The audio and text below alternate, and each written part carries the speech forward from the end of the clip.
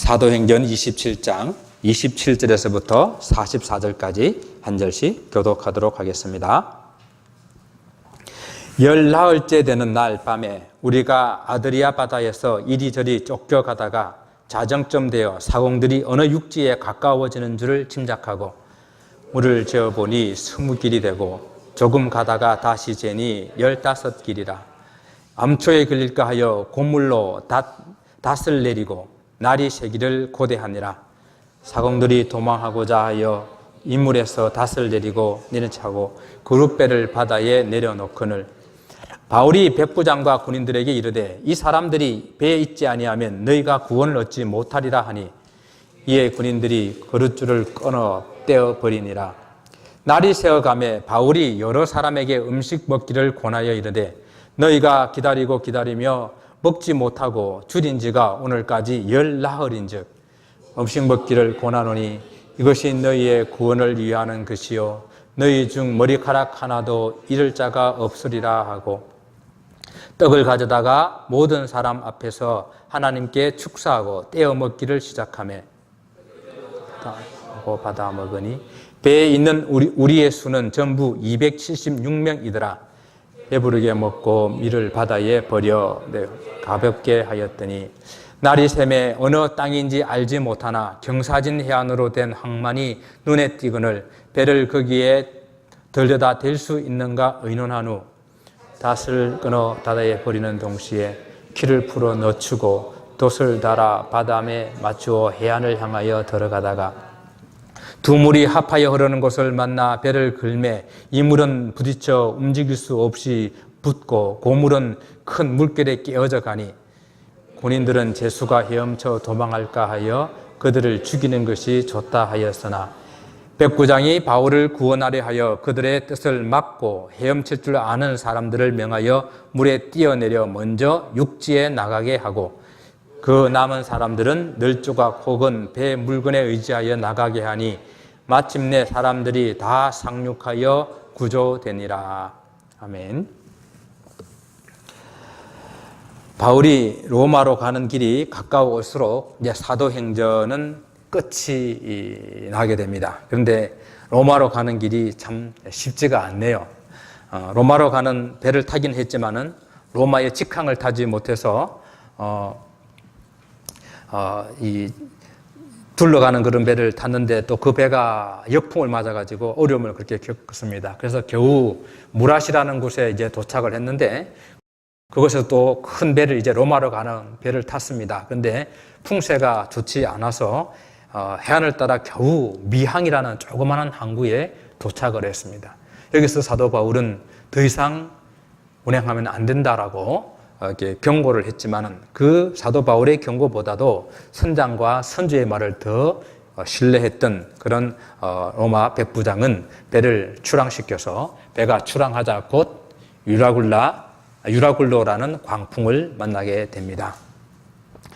선장이 많은 지식을 가지고 있죠. 또 선주가 많은 지식을 가지고 있고 배 사공들이 많은 지식을 가지고 있을 것입니다. 많은 경험도 있을 것입니다. 그러나 그러한 것들이 아무런 힘을 발휘하지 못하고 그냥 바람에 맞춰 떠밀려 다니는 그런 신세가 되었습니다. 풍랑을 만난 배에 정말 구원의 여망이 다 사라져버렸을 때에 하나님께서는 그 위기 한 중심에 바울을 세워주셨습니다. 그리고 하나님께서 배의 모든 생명을 이 바울에게 맡겨주셨습니다. 바울은 죄인인데 죄인이 선장이 된 것입니다. 하나님께서 임명하신 선장 그 바울은 이제 얼마나 책임감을 가지고 그 배를 안전한 곳에 안전하게 인도해야 될지 우리는 오늘 위기 가운데 하나님께서 바울에게 맡겨주신 이 사명을 그가 어떻게 감당하는지를 함께 살펴보기를 원합니다. 유라굴로 강풍을 만난 배는 미항을 떠나서 14일 동안 그렇게 떠돌아다니다가 멜리데 섬까지 약 800km가 되는데 그곳까지 떠밀려 내려왔습니다. 정말 14일 동안 정신없이 떠밀려 왔기 때문에 낮에 해도 보이지 않고 밤에 별도 보이지 않는 그런 상황 가운데서 정말 그 어느 누구도 살 소망이 없구나라고 이렇게 생각하실 정도로 어려운 시간들이었습니다. 그런데 자정쯤 되었을 때에 사공들이 육지가 가까웠다는 것을 알게 되었어요. 아마 이 육지 가까운 곳에서 파도가 지금 세니까 그 파도 치는 소리 때문에 어두워서 아무것도 안 보이지만은 육지가 가까웠구나 아마 짐작을 한 것이라고 생각합니다. 이 사도 바울의 이러한 내용들을 책으로 이렇게 쓴 사람이 있는데 그 사람이 스미스라는 사람이 바울의 항해와 난파라는 책을 썼는데 거기서 약 한 400m 정도 되는 그런 거리였을 것이다라고 이렇게 이야기를 합니다. 그래서 이 바닷물을 재어보니까 서물길 약 36m, 그 다음에 다시 좀 이따 재어보니까 15길, 약 27m 정도는 깊이가 점점 이렇게 얕아가는 것을 알게 되었습니다. 그런데 우리는 지난 시간에 여러분 마지막 구절이 어떤 구절인지 아십니까? 하나님께서 그 사도 바울에게 주신 그 말씀은 육지가 아니라 한 섬에 걸리리라 라고 하신 말씀이에요. 그런데 이때 이 보여준 점점 무엇인가 육지에 가까웠다라고 생각하는 이 사공들이 하는 행동들은 이제 인간적이고 또 그리고 얼마나 그들이 연약한지를 알 수가 있는 그런 부분입니다. 그들은 점점 이 육지가 가까운 줄 알자 닷을 내리는 것처럼 이렇게 하면서 그룹배를 바다에다가 내리려고 했습니다. 그룹배가 뭐라 그랬죠? 구명보트라 그랬잖아요. 빨리 그것 타고 자기들이 도망가려고 그러는 거예요. 이것을 눈치챈 바울은 백부장과 군인들에게 이 사공들이 배에 있지 않으면 여기 있는 사람들이 구원을 얻지 못할 것이라고 경고를 합니다. 그래서 군인들이 그냥 아예 그룹배를 구명정인데 생명선 같은 건데 끊어버려 바다에 버리게 됩니다. 자, 배가 위기에 당했을 때에 마지막까지 그 배를 지키고 배 안에 있는 사람들을 안전하게 보호해야 될 그러한 사공들, 그 사람들이 육지가 가까이 왔다고 생각하자 자기들만 살기 위해서 도망칠 그런 계획을 가지고 있는 거예요. 이 부분을 보면서 정말 생각하고 싶지도 않고 그리고 다시는 일어나서는 안 될 그러한 사고가 이렇게 머리에 떠올랐습니다. 우리 여러분도 잘 아신 2014년에 4월 16일 날 전라남도 진도군 그 부근에서 해상 큰 사고가 있었습니다. 여러분 세월호라는 이야기를 너무 많이 들었을 텐데 476명을 태우고 가다가 전북대에서 172명만 구하고 304명이라는 생명이 그곳에서 죽음을 당했습니다. 물론 저는 여기서 해경 무리하게 배를 개조했니, 어떻게 됐니, 또 해경이 부적절한 그런 구조 작업을 했니, 정부의 넉장 대등했니, 그런 것을 말씀드리고 싶은 것이 아니에요. 오늘 본문과 관련해서 사공이라면, 배의 선원이라면, 배의 선장이라면, 그 마지막까지 안에 있는 사람들을 책임지고 안전하게 나올 수 있도록 조치를 취하고 그걸 해야 됐었는데 그것을 하지 않고 우리의 눈에 비친 우리의 그 TV 화면에 비친 그 장면은 그들이 먼저 배를 탈출하는 장면 아니었습니까? 그것 때문에 우리는 정말로 분노했었고 그 무책임한 그 행동들을 위해서 얼마나 많은 생명들이 목숨을 잃었습니까? 오늘 이 사도 바울의 배에 사공들이 탈출하려고 합니다. 그래서 사도 바울은 그 탈출을 하지 못하도록 막았습니다. 이런 상황 가운데서 사도 바울은요, 자기의 생명은 하나님께 달려있다. 하나님께서 지켜주신다는 확신을 가지고 있었어요. 이렇게 말하거든요. 이 사람들이 이 배에 없으면은 내가 아니라 너희들이 이 배에 있는 275명이 구원을 얻지 못할 것이다 라고 말하고 있는 거예요. 사도 바울은 이 사공들이 있든 없든 상관없이 주님께서 너는 로마도 보아야 하리라 하셨으니까 로마 가는 것은 틀림없는 거예요. 그러나 하나님께서 사도 바울에게 모든 배는 잃겠지만은 이 안에 있는 사람들은 잃지 않겠다고 약속하신 그 약속이 있기 때문에 한 사람도 지금 나가가지고 또 이 일로 말미암아 이 사공들이 먼저 탈출함으로 나머지 있는 그 사람들이 심히 동요하고 걱정하고 어려움을 당하는 그 일이 일어나지 않기를 사도 바울은 바라고 있는 거예요. 아마 이 사공들이 먼저 이 구명정을 타고 내려가게 되면은 그 안에 폭동이 일어날 거예요. 그 안에 많은 사람들이 심각한 그런 어려움을 취하게 될 것입니다. 이 선원들의 이러한 행동은 그동안 바울이 풍랑을 만난 배에서 정말 선장처럼 그 모든 것을 주관하고 있었고, 또 그의 말대로 정말 하나님의 보호하심 속에 있었는데, 이제 점점 육지가 가까우니까 다른 생각이 드는 거예요. 아, 이제는 내 힘으로 해볼 수 있겠구나. 내가 가지고 있는 경험과 내가 가지고 있는 지식으로 내가 이 바다를 나가서 육지에 도달할 수 있겠구나라고 생각이 나는 거예요. 그러므로 이 장면에서 보여주고자 하는 것은요, 유라굴로 강풍을 만난 배 안에서 정말 그들의 생명을 주관하고 있는 자가 누구인가 하는 것이에요. 사공도 아니요, 선장도 아니고, 선주도 아니고, 로마 백부장도 아니고, 하나님으로부터 위임받은 이 사도 바울이 선장처럼 이 모든 일들을 주도해 나가고 있는, 비록 그는 죄인이었지만은, 죄수였지만은 이 생명선을 지키고 있는 그러한 모습을 우리에게 보여주고자 함입니다. 그리고 또 어떻게 이 사명을 우리에게 이룰 수 있는지를 또한 잘 이렇게 보여주고 있는 내용입니다. 그냥 나 혼자 예수 믿고 구원받고 사는 것에 만족하며 사는 그런 인생이 아니라, 우리가 삶 가운데서 이 사도 바울이 하나님께서 그에게 생명을 맡겨주신 것처럼 여러분들에게는 맡겨진 생명이 도대체 몇 분입니까? 여러분은 이 세상 살아가면서 우리 하나님 나라 앞에 갈 때까지 여러분에게 맡겨진 생명이 얼마나 되겠습니까? 그냥 나 하나 예수 믿고 구원받는 것으로 만족하며 그냥 살아가시겠습니까? 아니면 주님께서 맡겨주는 생명, 그 생명을 구원하기 위해서 복음을 전하다가 주 앞에 서시겠습니까?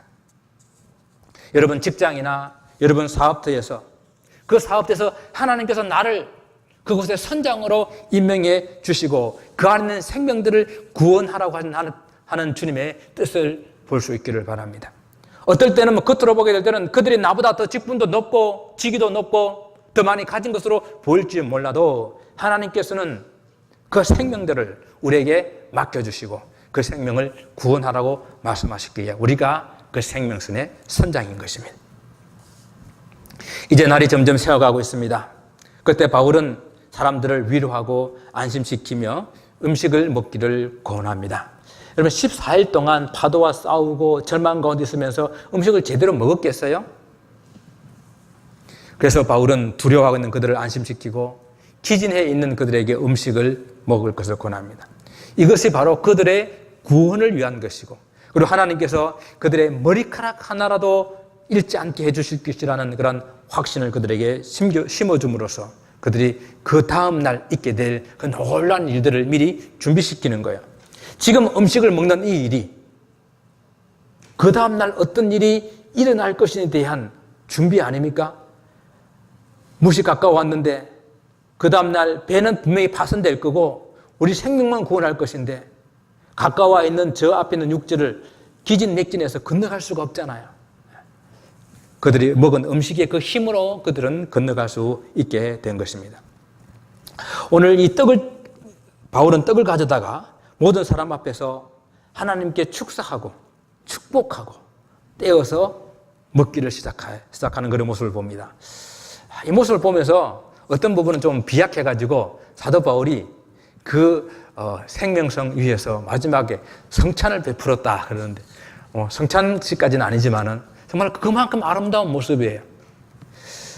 하나님께 감사 기도를 드리고 사람들에게 떼어주는 그런 모습이 저는 너무도 그 순간에 중요한 행동이었다고 생각합니다. 바울은 줄곧 하나님께서 이 모든 일들을 주관하시고 이 생명이 하나님께 달렸다는 것을 그들에게 말하며 하나님께서 우리를 머리털 하나도 상하지 않게 지켜주실 거라고 말했잖아요.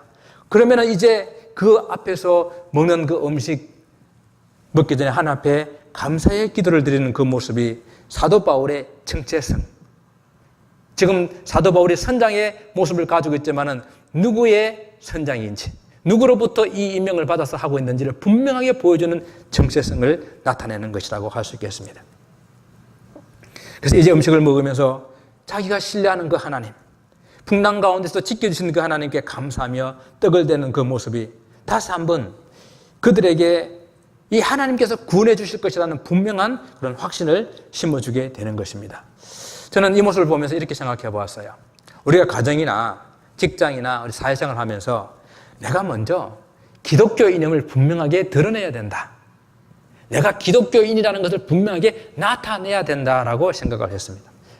기독교인답게 행동을 해야 된다는 거예요. 어떤 사람이 당신 기독교인인 줄 몰라서 그것이 칭찬이 아니라는 거야. 누구나 앞에서 나는 크리스찬입니다. 나는 하나님을 경외하는 사람입니다. 라고 밝혀야 되는 거예요. 자, 예를 들어서 우리가 밖에서 식사할 때에, 사람들 식사하게 될 때에, 식당에서 식사하게 될 때에 먼저 식사를 놓고 기도를 하고 식사를 했다 칩시다. 기도를 하고 내가 크리스찬임을 그들 앞에 나타내고 난 다음에는 행동들이 달라질 거예요. 웨이트레스를 대하는 태도도 달라지고 음식이 나왔을 때 하는 행동도 달라지고 그리고 음식을 먹고 난 다음에 팁을 놓는 우리의 마음도 달라질 겁니다. 내가 먼저 내가 하나님을 믿는 사람이라는 하나님을 믿는 사람이라는 것을 밝히고 난 다음에 그러면 우리의 삶들이 달라진다는 이야기입니다. 그래서 저는 이렇게 이야기합니다. 나의 정체성을 분명하게 드러내고 살아라. 그래야 그 정체성에 맞는 삶을 내가 살아갈 수 있다라는 것입니다. 내가 하나님의 자녀로 살아가는 정체성이 어떤 대단한 업적을 이루며 큰 일을 이루어서 나타내는 것으로만 생각하지 마시고 나의 일상생활 가운데서 작은 것으로부터 드러날 수 있는 것이라는 사실을 잊지 마시기 바랍니다.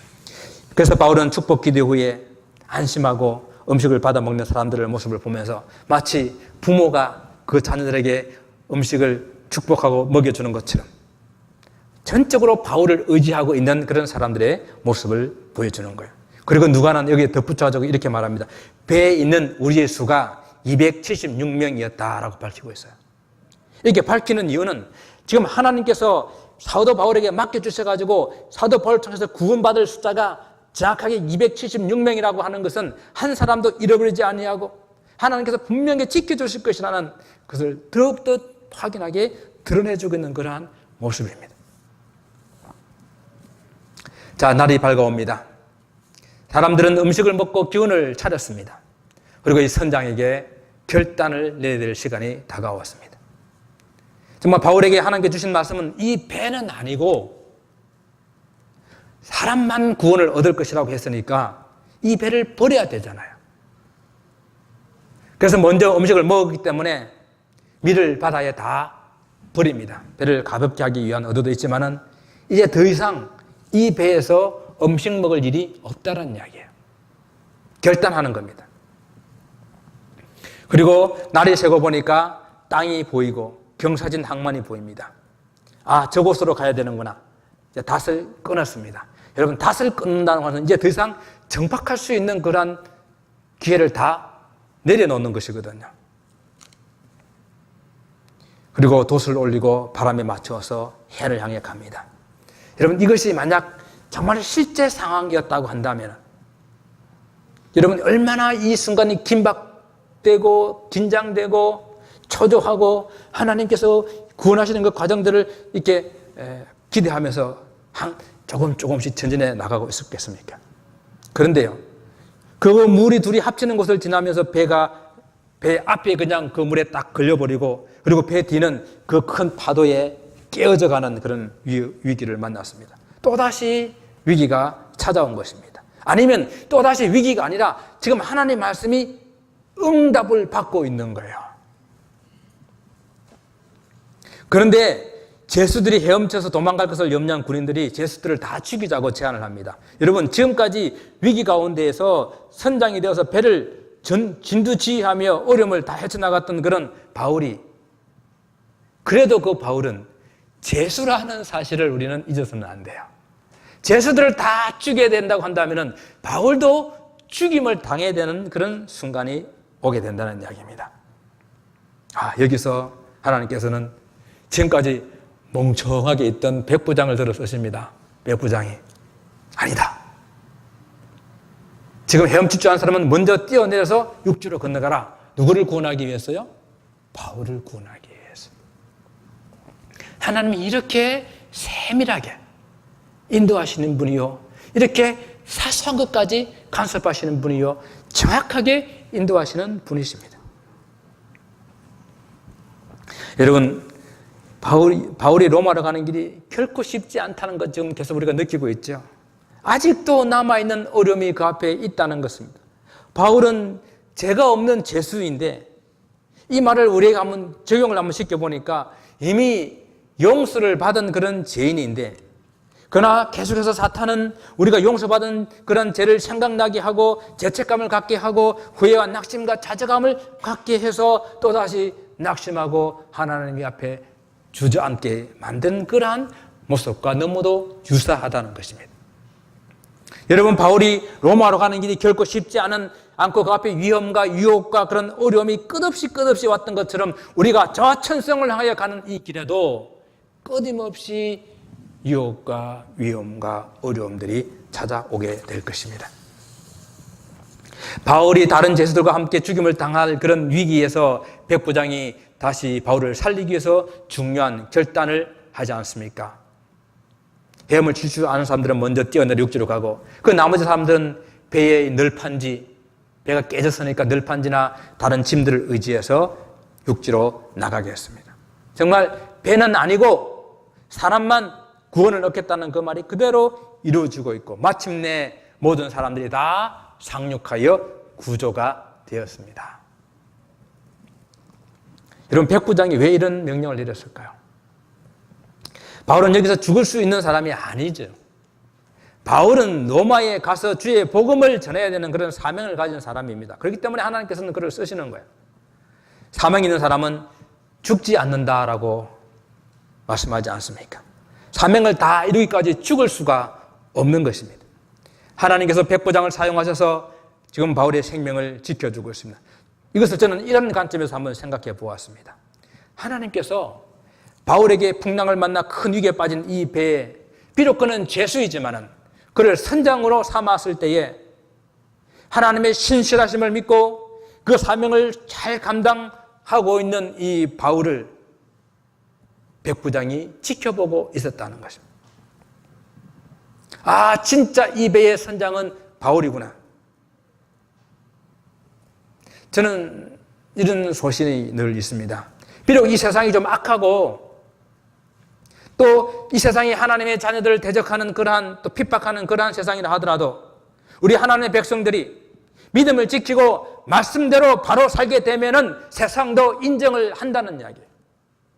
말씀대로 살고 믿음대로 살게 되면은 결국은 인정을 받는다는 이야기입니다. 적당하게 세상과 합하고 적당히 세상과 섞어서 살게 되면은 그것이 세상으로부터 인정받는 길인 것 같지만은 결국은 그것이 세상으로부터 너는 참 크리스찬이 아니다라는 정죄를 받을 수밖에 없다는 것입니다.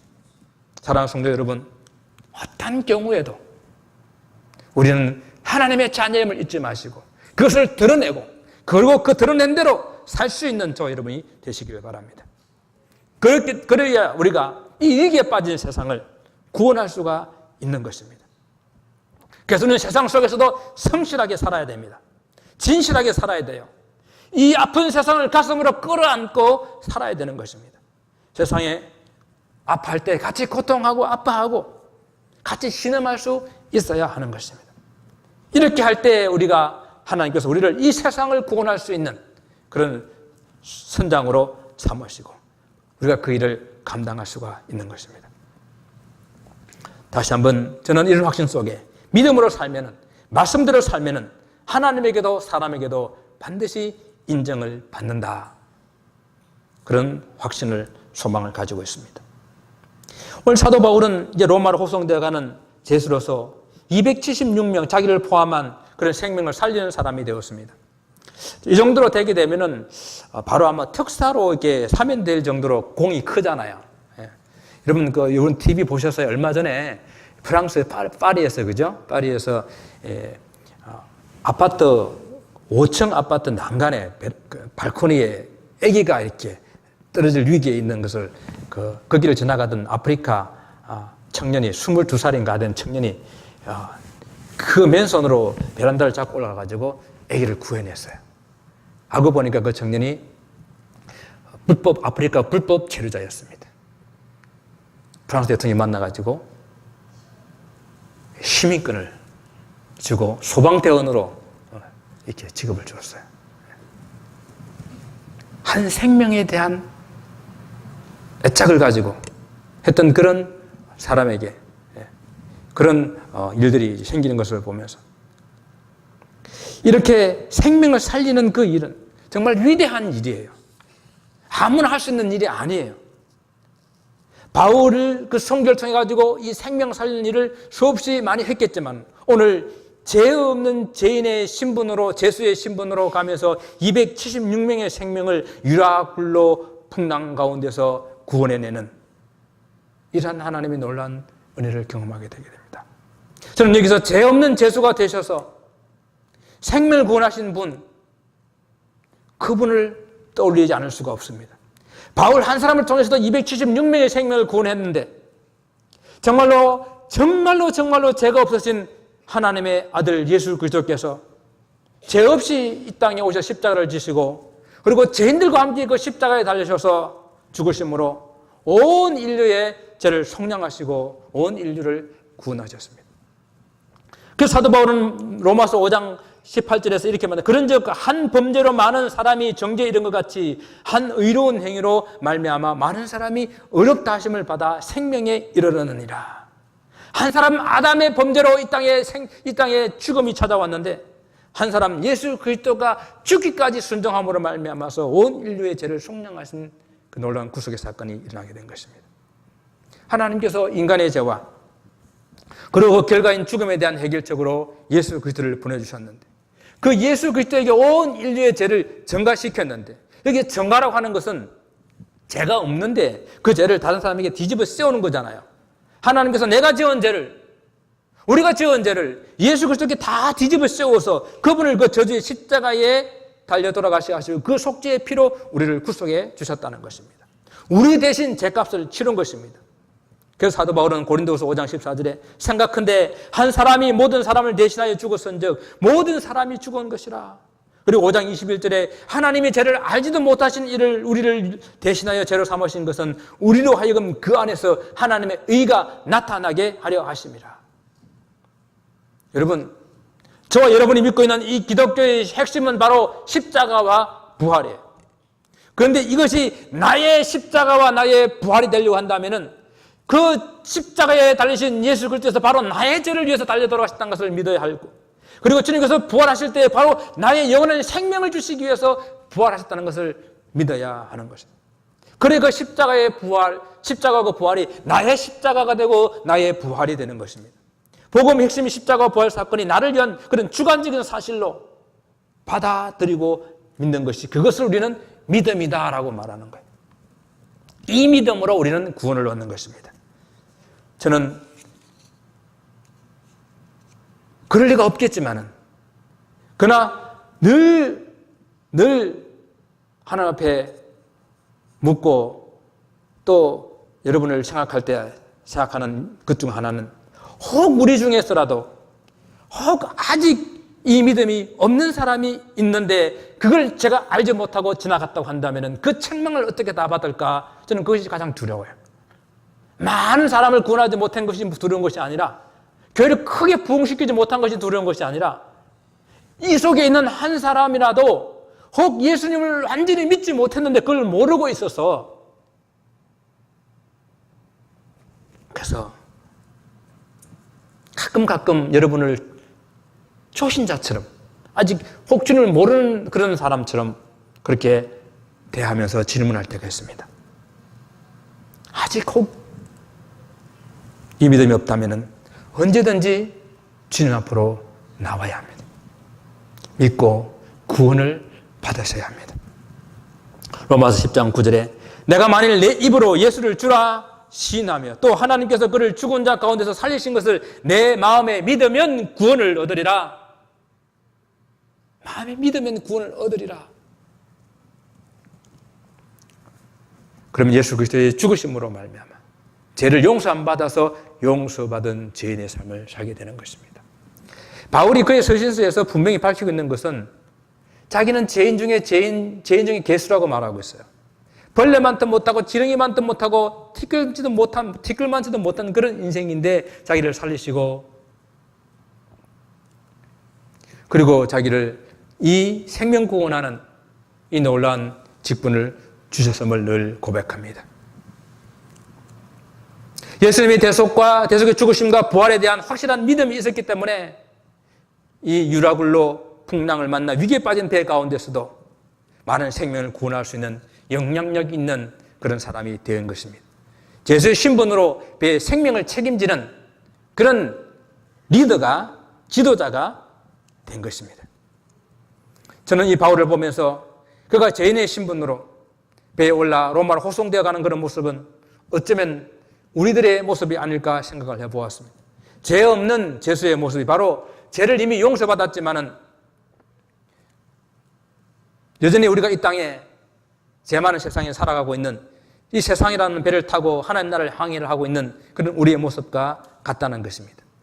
우리가 타고 있는 이 배는 끊임없이 풍랑을 만나고 위기의 순간이 찾아오고 구원의 선망마저 다 끊어져 가는 그런 일들이 생겨나는 그런 세상입니다. 그때 우리도 저 세상 사람들 같이 낙심하고 절망하고 자작할 것이 아니라 이미 구원의 문제를 해결함 받았기 때문에 우리는 문제 있는 그 문제의 중심으로 와서 하나님의 구원을 외칠 수 있는 그런 사람이 되어야 되는 것입니다. 하나님께서 나에게 맡겨준 생명들을 우리는 돌아볼 수 있어야 돼요. 나 혼자 살겠다고 도망치는, 나 혼자 살겠다고 빠져나오는 그런 인생이 아니라 다시 그 문제 속으로, 다시 그 파도 속으로, 다시 그 풍랑 속으로, 그 다시 난파된 배 속으로 들어가야 되는 것이 우리 믿는 자들의 사명인 것입니다. 여러분 잘 아시는 그러한 간증 하나를 이렇게 드리고 설교를 마치겠습니다. 1873년 한 평화롭고 행복한 가정에 시련이 닥쳤습니다. 화재로 집은 다 불타고 재산이 전부 잿더미로 변하고 말았습니다. 그 사람은 바로 스페포드라는 사람인데요. 그는 시카고에서 유명한 성공한 그런 변호사일 뿐 아니라 대학교에 린드 대학교와 시카고 의대의 법리학 그런 교수였고, 그리고 신학교의 이사로서 일을 했었고, 그리고 그의 친구인 무디의 교회인 무디 교회의 회계 집사로 또 주일학교 교사로 아주 신실하게 섬겼던 그러한 신앙인이었습니다. 그런데 이 화재가 있기 전에 얼마 직전에 그의 첫 아들이 급성 점령성 피부질환으로 세상을 떠나게 되었습니다. 엄청난 이 시련 앞에서 스페포드와 몸이 원래 약했던 그의 아내와 그의 가족은 휴식이 필요했습니다. 그래서 그의 아내와 네 딸을 데리고 영국 또 유럽 등을 가서 여행하기로 그런 계획을 하고 이 여객선에 표를 구한 것입니다. 그런데 그런 중에 이제 화재가 일어난 거예요. 그래서 화재 때문에 자기 집도 다 타고 그리고 교회도 다 이렇게 불탔습니다. 그래서 그는 교회에 어려운 일들이 있어서 먼저 가족들을 먼저 보내고 자기는 교회에 맡은 일들을 좀 정리하고 뒤따라가기로 했습니다. 그런데 그 가족들을 태운 배가 일주일 동안 대서양을 훈행하다가 새벽 2시 모든 사람들이 잠든 그 시간에 영국의 큰 철갑선하고 부딪혀서 226명이 태운 그 배가 바닷속으로 침몰했습니다. 배는 30분도 채 안 돼 완전히 침몰하고, 근데 다행히 스페포드 부인은 익사하기 직전에 고명정에 의해서 구조되었는데 그 네 딸은 그 바다에 빠져서 죽음을 당했습니다. 그리고 그녀가 남편에게 전부를 보냅니다. 딸은 다 죽고 나 혼자만 살았습니다. 이 비보를 들었던 이 스페포드는 이제 아내를 데리러 영국으로 배를 타고 떠납니다. 배를 타고 가면서 선장과 이런 이야기를 나누고 있는데 선장이 하는 이야기가 이곳이 당신의 네 딸이 잠겨있는 바로 그곳입니다 라고 그 장소를 알려주었습니다. 그래서 이 스페포드는 현실을 돌아와가지고 아픔과 슬픔으로 하나님께 부르짖으며 주님, 누구보다도 주님을 사랑했던 저에게 어찌 이런 큰 시련이 찾아옵니까? 라고 울부짖으며 기도했습니다. 저는 이런 생각을 해봤어요. 가끔 이제 목사로서 성도들이 어떤 어려운 일을 당하게 될 때에 찾아가서 무슨 말을 할까 할 말이 없을 때가 너무 많아요. 제가 이분 옆에 서 있었다면 내가 무슨 말을 해줄 수 있을까 참 생각을 해보았습니다. 당신 같으면 지금 이 순간 하나님을 좀 원망해도 괜찮을 것 같아요 라고 말해줄 것 같아요. 그런데 새벽 3시경 그는 일찍이 체험해보지 못했던 마음의 평안이 그 마음속으로 꽉 차오르는 것을 느꼈습니다. 그리고 그때 종이를 꺼내서 그때의 그 평안한 마음을 기록합니다. 내 평생 가는 길 순탄하여 늘 잔잔한 강 같든지 큰 풍파로 무섭고 어렵든지 나의 영혼은 늘 평안하다. 내 영혼 평안해, 내 영혼 평안해. 이 찬송시가 오늘 우리가 함께 부르게 될 이 찬송이 바로 이스 베포드가 그때에 기록한 찬송시입니다. 정말 세상의 말로는 이해가 안 되는 것이에요. 하나님께서 그 마음을 만져주시고 붙들어 주심으로 평안해서는 안 되는 이 시간, 평안해서는 안 되는 그 장소에서 말할 수 없는 평강이 찾아오는 거예요. 극과 난란 가운데서 하나님께 주시는 은혜로 얻은 그 평안으로 지었던 것이가 오늘날 그와 비슷한 삶 가운데 어렵고 힘든 사람들에게 수많은 사람들에게 위로와 평강을 주는 그런 찬송시를 남기게 되었고 그는 나중에 예루살렘에 가서 수도사가 되어서 그 남은 평생을 보내게 됩니다. 여러분 그렇습니다. 우리는 인생을 살아가면서 인생의 유라굴로를 만나고 또 예기치 않은 그런 환난을 만납니다. 그러나 그때도 흔들리지 않을 수 있는 것은 다시 또 그 문제 앞에 우리가 설 수 있는 것은 또 다시 일어날 수 있는 것은 하나님께서 우리를 평강을 주시고 우리에게 다시 은혜를 주시고 우리를 다시 세워주시기 때문입니다. 그래서 저는 오늘 이 말씀이 저에게 주는 말씀이다 생각을 했습니다.